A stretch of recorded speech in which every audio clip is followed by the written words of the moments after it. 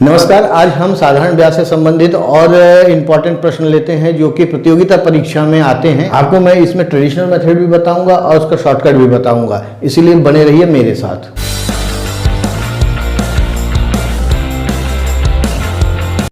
अब यहाँ पे प्रश्न दिया है कि एक व्यक्ति के पास 2000 रुपए थे, उसने कुछ 5% साधारण ब्याज पर और शेष रुपए 4% पर उधार दे दिए।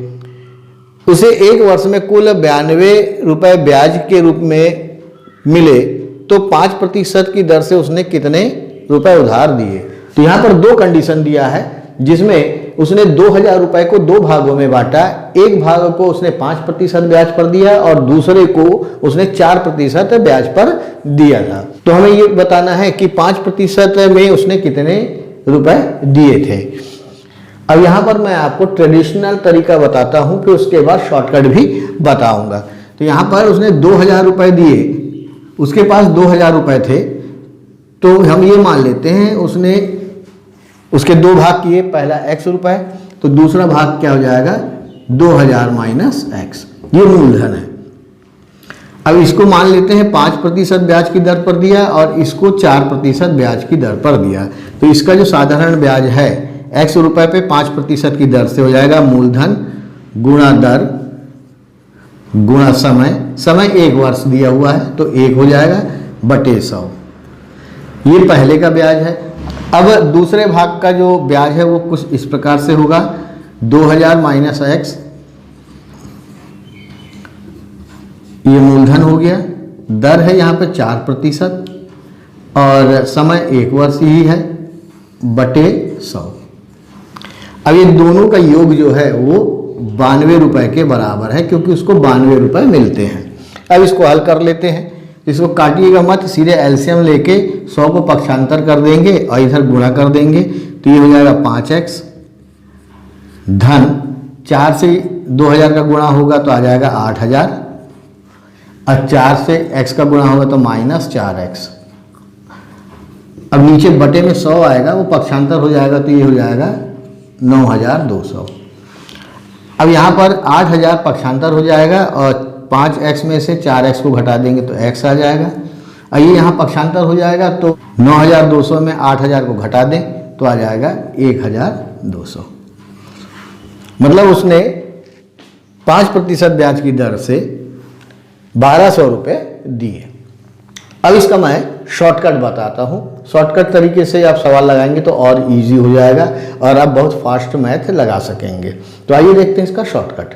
ट्रेडिशनल मेथड देखने के बाद हम इसको लेते हैं अब शॉर्टकट तरीके से। ऐसा मेथड मैंने आपको पहले के वीडियो में बताया था, लाभानी से या वर्क एंड टाइम से संबंधित जो मैं वीडियो बनाया था उसमें मैं इस मेथड का प्रयोग किया हूँ। अब यहाँ पर हम उस चीज़ को हम समझते हैं। तो व्यक्ति के पास 2000 रुपए थे और ओवरऑल उसको जो ब्याज मिलता है 92 रुपए मिला। मतलब कि 5% ब्याज और 4% ब्याज दोनों को मिला के उसको 92 रुपए उसको ब्याज मिला। तो हम ये देखते हैं कि 2000 रुपए में उसको ब्याज जो 92 रुपए मिला, वो 92 रुपए 2000 का कितना % है। मतलब हम निकालेंगे औसत दर। क्या निकालेंगे? औसत दर।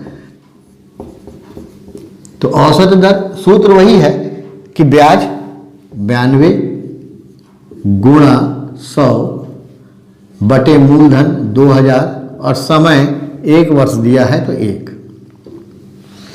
अब इसको हल करते हैं तो यहाँ 2 शून्य से ये 2 शून्य कैंसिल हो जाएगा। अब ये दोनों 4 से करते हैं, पर 4 से मत काटिए, आप केवल 2 से काटिए, तो ये हो जाएगा 46। तो 46 बटे 10 मतलब कितना हो जाएगा 4.6%। मतलब उसको औसत दर 4.6% के हिसाब से उसको 92 रुपये मिला।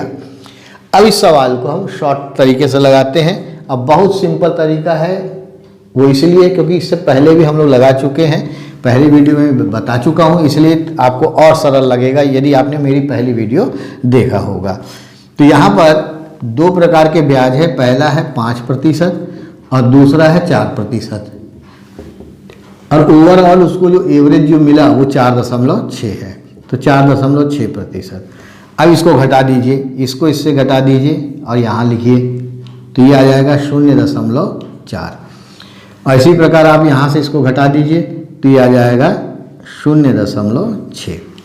अब यहाँ पर क्या है, दशमलव को हटा देंगे तो बटे में 10 आएगा, यहाँ भी दशमलव को हटा देंगे तो बटे में 10 आएगा, और 10 और 10 कैंसिल हो जाएगा तो बचेगा 6:4।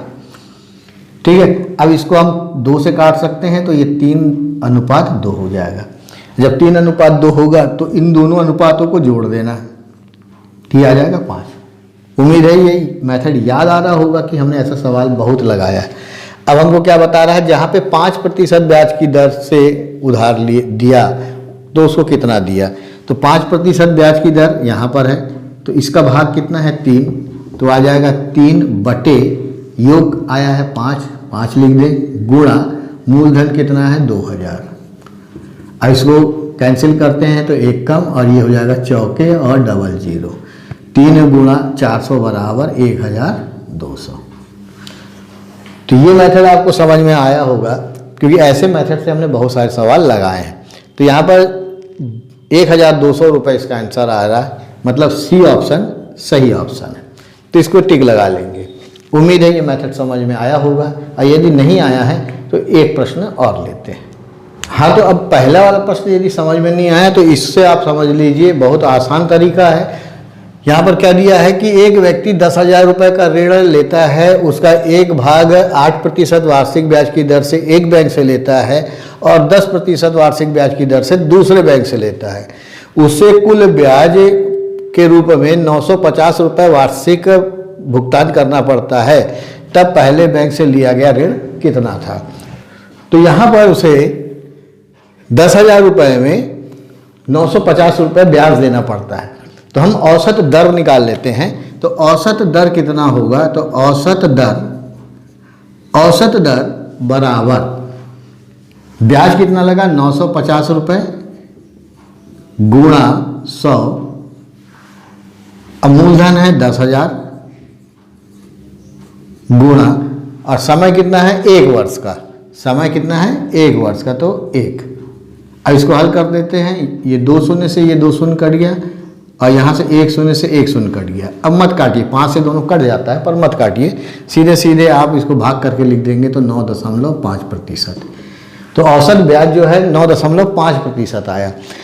अब औसत दर निकालने के बाद हम शॉर्टकट इसका हल करते, शॉर्टकट से हल करते हैं। तो पहले बैंक से उसने 8% ब्याज की दर लिया, 8%, और दूसरे बैंक से 10%।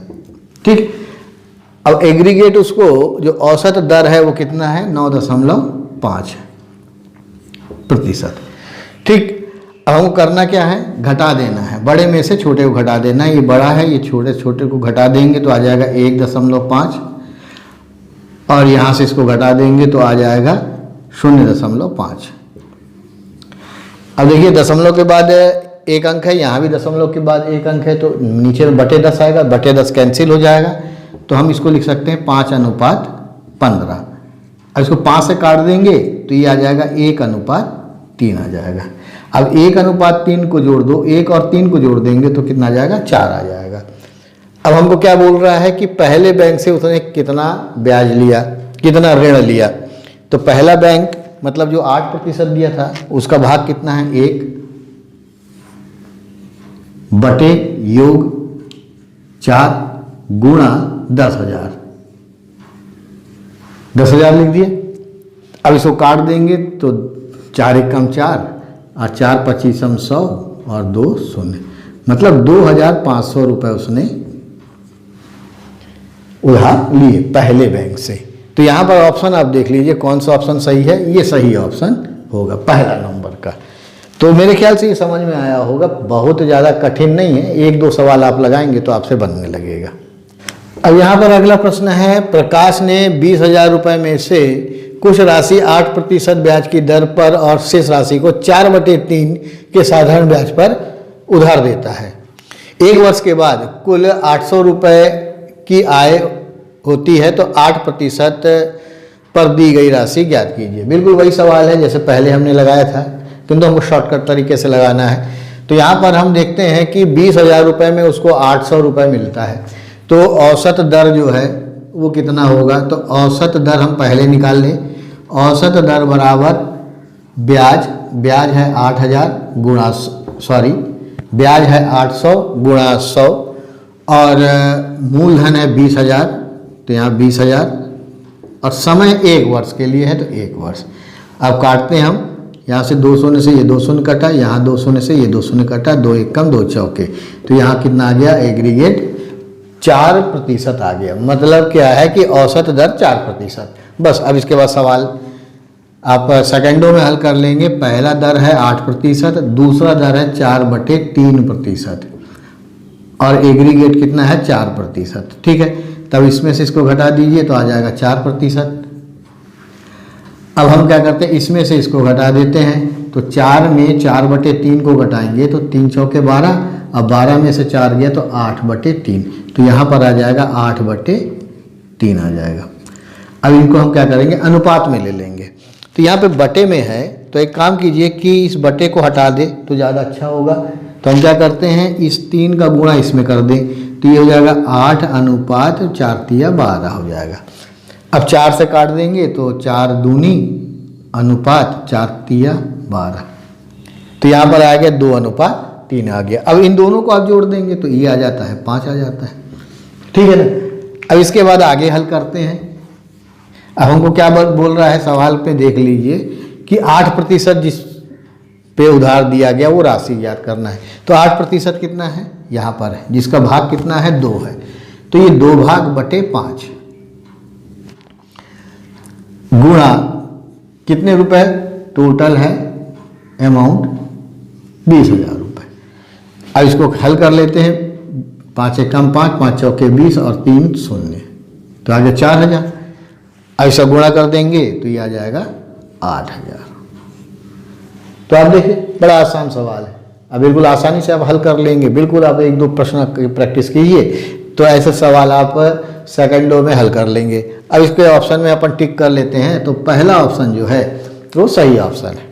तो अगला प्रश्न है कि 4,000 को 2 भागों में साधारण ब्याज पर उधार दिया गया। एक भाग में ब्याज की दर 8% और दूसरे भाग में ब्याज यही दर 10% है।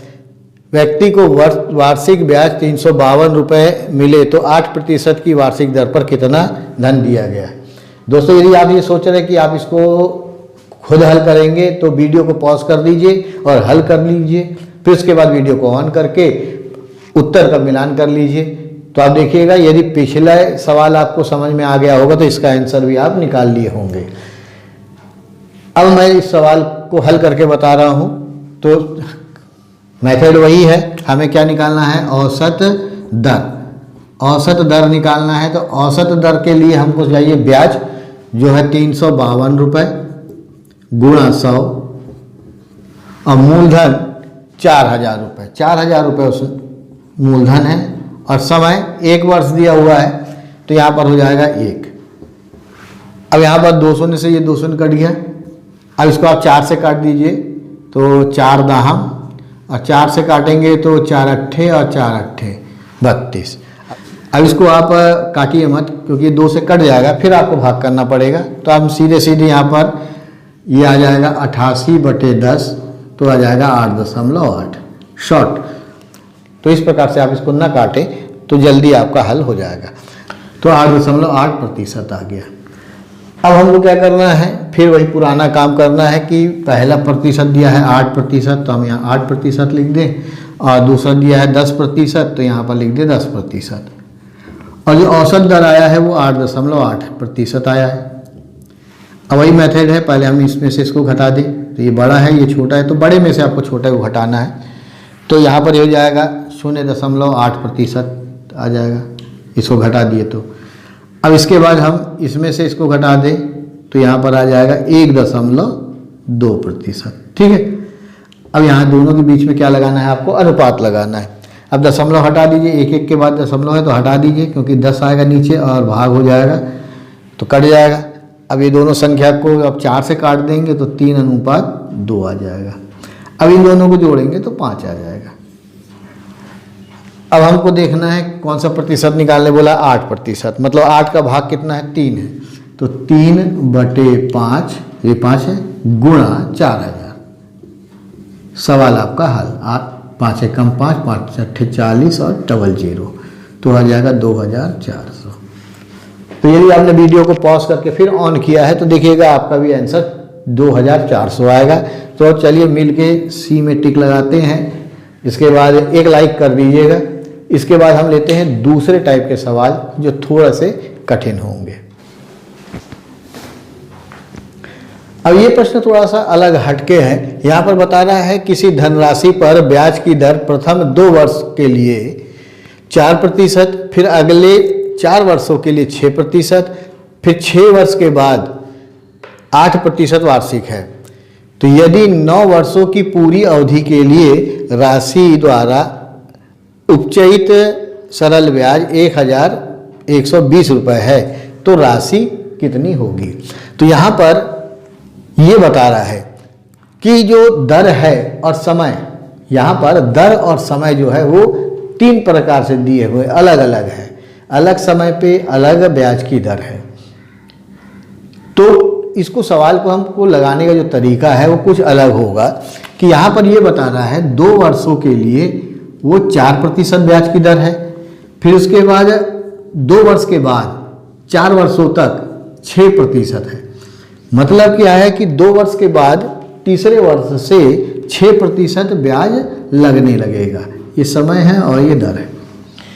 इसके बाद जब 6 वर्ष पूरा हो जाएगा तो मतलब 7वें वर्ष से आगे, मतलब 6 वर्ष से अधिक में 8% ब्याज की दर लगेगा।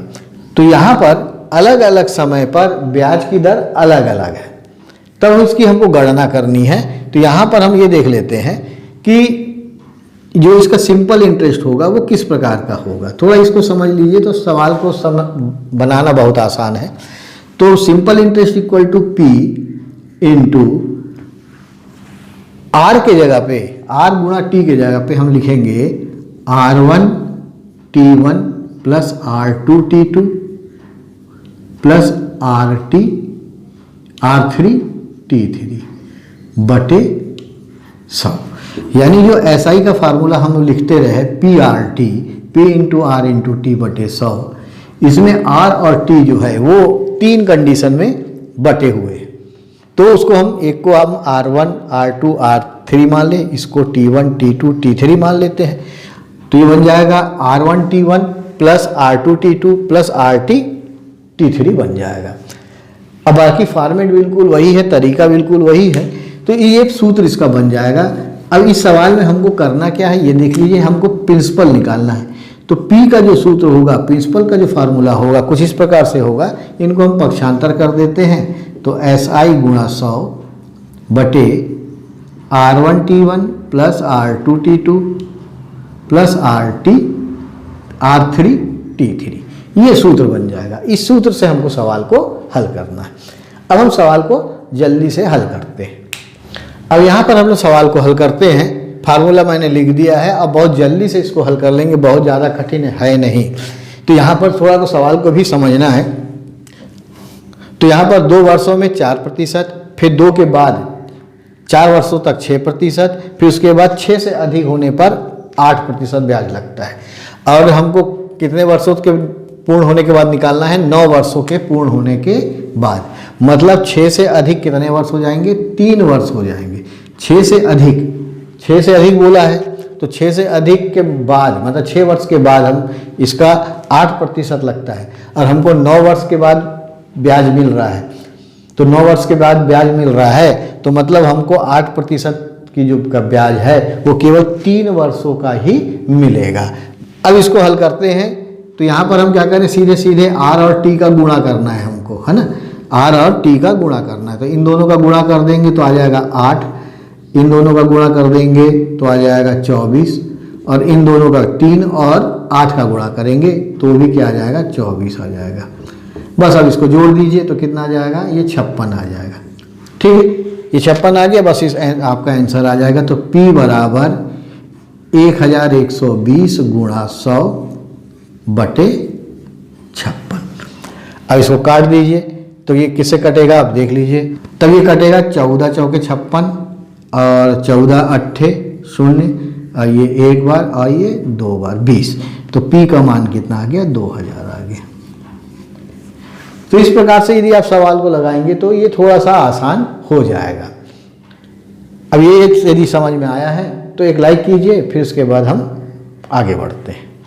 अब अगला प्रश्न है, प्रताप ने राघव से कोई धनराशि साधारण ब्याज के प्रथम 3 वर्ष के लिए 12% की वार्षिक दर से, अगले 5 वर्ष के लिए 16% वार्षिक ब्याज की दर से और 8 वर्ष से अधिक 20% की दर से उधार लिए, तो 11 वर्ष के उपरांत ब्याज मूलधन से 6080 रुपये अधिक हो गया, तो उधार ली गई राशि ज्ञात करो। तो इसमें भी आप समझ में गए होंगे, किंतु थोड़ा सा ही सवाल अलग टाइप का हो जाएगा। तो इसको हम थोड़ा सा समझते हैं, और कि यहाँ पर पहले ये बता रहा है 3 वर्ष के लिए 12% वार्षिक ब्याज, फिर उसके बाद 3 वर्ष के बाद 5 वर्ष के लिए ब्याज की दर हो जाएगी 16%, और फिर 8 वर्ष से अधिक में हो जाएगा 20% हो जाएगा, 20% अधिक हो जाएगा। अब इसके बाद ये बोल रहा है कि जो ब्याज है वो मूलधन से 6080 रुपये ज़्यादा हो गया, मतलब मूलधन से भी ज़्यादा हो गया है। तो हमको ये बताना है कि कितनी राशि उधार ली गई है। तो हम यदि मान लेते हैं कि मूलधन P है, तो जो साधारण ब्याज होगा वो P धन 6080, क्योंकि यहाँ पर क्या हो गया, मूलधन जो ब्याज जो है वो मूलधन से अधिक हो गया। ठीक है, अब हमको धनराशि की गणना करनी है, मूलधन की गणना करनी है। तो यहाँ पर हम लिख देते हैं मूलधन, और SI कितना है, P धन 6080 गुणा 100 बटे, अब वही सूत्र लिखना है हमको जो पिछले मैंने बताया था। तो यहीं हम गुणा कर लेते हैं, तो ये हो जाएगा 12 तिया 36, और ये हो जाएगा 16 पंजे 80।